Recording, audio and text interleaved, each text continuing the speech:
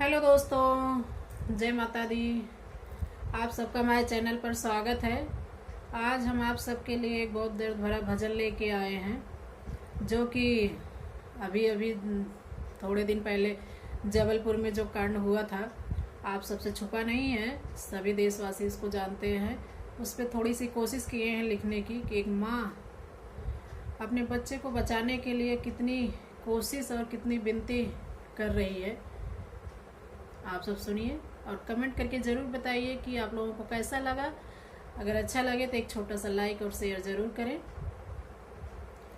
सुन लिया हमारी पुकरिया है कि मैया हमारी ना, सुन लिया हमारी पुकरिया है कि मैया हमारी ना, है कि मैया हमारी ना, है कि मैया हमारी ना, सुन लिया हमारी पुकरिया है कि मैया हमारी ना, सुन लिया हमारी पुकरिया है कि मैया हमारी ना।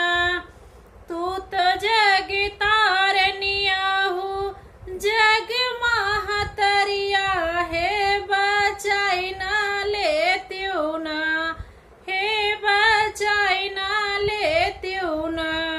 लाल डूबई तोहरे धरवा है, बचाई ना लेत्यो ना। लाल डूबई तोहरे धरवा है, बचाई ना लेत्यो ना। चाहे मैया लैला तू हमरा परनवा, मोरे लाल का दई द्याना, हमरे लाल का दई द्याना। आज तू हो जीवन दनवा, हमरे लाल का दई द्याना। आज तू हो जीवन दनवा, हमरे लाल का दई द्याना।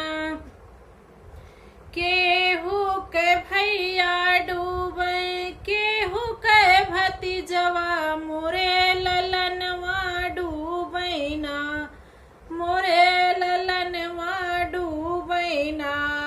मैया तोहरे मज धरवा, मोरे ललनवा डूबे ना, हे बचाई ना लेत्यो ना। मैया